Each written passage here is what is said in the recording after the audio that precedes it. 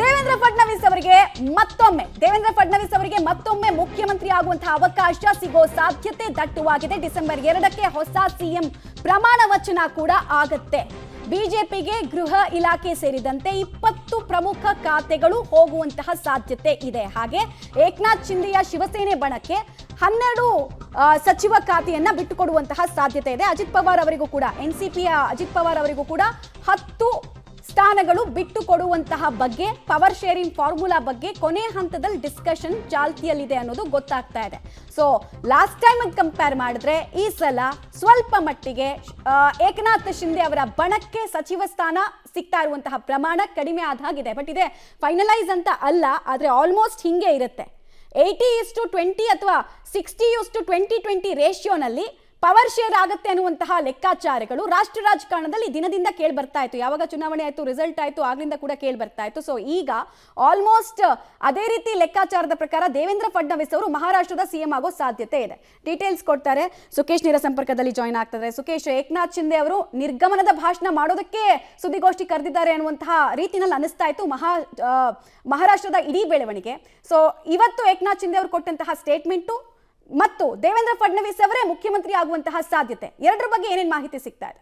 ಮಮತಾ, ಒಂದು ಸ್ಪಷ್ಟ 2.5 ವರ್ಷದ ಹಿಂದೆ ಏನು ಬಿಜೆಪಿ ಜೊತೆಗೆ ಶಿಂದೆ ಬಣ ಕೈಗೂಡಿಸುತ್ತೆ, ಅನಂತರ NCP ಅಜಿತ್ ಪವಾರ್ ಅವರ ಬಣ ಕೈಗೂಡಿಸಿದೆ. ಅವತ್ತು ಸರ್ಕಾರ ರಚನೆ ಮಾಡುವಾಗ ಇದ್ದಂಥ ಪರಿಸ್ಥಿತಿ ಬೇರೆ. ಇವತ್ತು ಒಂದು ಅಲಯನ್ಸ್ ಆಗಿ ಅವರು ಮೈತ್ರಿಕೂಟ ಚುನಾವಣೆಗೆ ಹೋದಾಗ ಅವರಿಗೆ ಬಂದಿರುವಂಥ ಫಲಿತಾಂಶ ದೊಡ್ಡ ಮಟ್ಟದ ಫಲಿತಾಂಶ ಬಂದಿದೆ ಅನ್ನೋದು ಅನುಮಾನವೇ ಇಲ್ಲ. ಅದು ಕೇವಲ ಬಿಜೆಪಿಗೆ ಮಾತ್ರ ಅಲ್ಲ, ಅದು ಶಿಂದೆ ಬಣಕ್ಕೂ ಬಂದಿದೆ, ಅಜಿತ್ ಪವಾರ್ ಅವರ ಬಣಕ್ಕೂ ಬಂದಿದೆ. ಅವರು ಸ್ಪರ್ಧಿಸಿದ ಬಹುತೇಕ 90% ಸ್ಥಾನಗಳನ್ನು 3 ಬಣದವರು ಕೂಡ ಗೆದ್ದುಕೊಂಡಿದ್ದಾರೆ. ಆದರೆ ಓವರಾಲ್ ಮೆಜಾರಿಟಿ ನೋಡಕ್ಕೆ ಹೋದಾಗ ಬಿಜೆಪಿಗೆ ಸ್ಪಷ್ಟ ಬಹುಮತಕ್ಕೆ ಕೆಲವೇ ಸ್ಥಾನಗಳು ಕಡಿಮೆ ಬಂದಂತೆ ಕಾಣಿಸ್ತಾ ಇದೆ, ಒಂದು 12 ಸ್ಥಾನಗಳಷ್ಟೇ. ಅಂದರೆ ಸ್ಪರ್ಧೆಯಲ್ಲಿ ಅತಿ ದೊಡ್ಡ ನಿರೀಕ್ಷೆನ ಮೀರಿ ಕೂಡ ಗೆಲುವನ್ನು ಪಡೆದಿರುವಂಥ ಬಿಜೆಪಿ ಸಹಜವಾಗಿ ಸಿಎಂ ಸ್ಥಾನವನ್ನು ಕ್ಲೈಮ್ ಮಾಡುತ್ತೆ. ಮತ್ತು ಕಳೆದ ಬಾರಿ ಕೂಡ ಏನು ಶಿಂದೆ ಅವರು ಸಿಎಂ ಆಗಿದ್ದಾಗಲೂ ಕೂಡ ಫಡ್ನವೀಸ್ ಅವರು ಒಂದು ರೀತಿಯಲ್ಲಿ ತ್ಯಾಗಮಯಿಯಾಗಿ ಜೊತೆಗೆ ನಿಂತಿದ್ರು ಕೂಡ.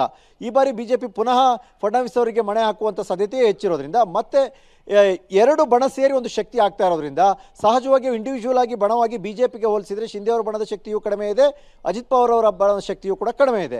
ಹಾಗಾಗಿ ಅವರು ಅನಿವಾರ್ಯವಾಗಿ ಸಿಎಂ ಸ್ಥಾನಕ್ಕಾಗಿ ಬಿಜೆಪಿಯನ್ನು ಈ ಬಾರಿ ಒಪ್ಪಿಕೊಳ್ಳಲೇಬೇಕಾಗುತ್ತೆ. ಶಿಂದೆ ಅವರು ಇವತ್ತು ಮಾಡ್ತಾ ಇರುವಂಥ ಪತ್ರಿಕಾಗೋಷ್ಠಿಯ ಮಾತುಗಳನ್ನ ನೋಡ್ತಾ ಇದ್ರೆ ಒಂದು ರೀತಿಯ ವಿದಾಯ ಭಾಷಣದ ರೀತಿಯಲ್ಲಿದೆ.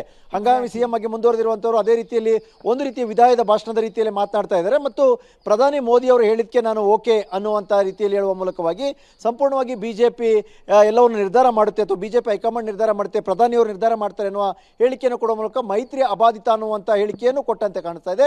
ಜೊತೆಗೆ ಬಹುತೇಕ ಸಿಎಂ ಸ್ಥಾನ ಈ ಬಾರಿ ಬಿಜೆಪಿಯ ಪಾಲಾಗುವಂಥ ಸಾಧ್ಯತೆ ಹೆಚ್ಚಿದೆ. ಮಮತಾ, ಧನ್ಯವಾದ ಸುಕೇಶ್, ತಮ್ಮ ಮಾಹಿತಿಗಾಗಿ.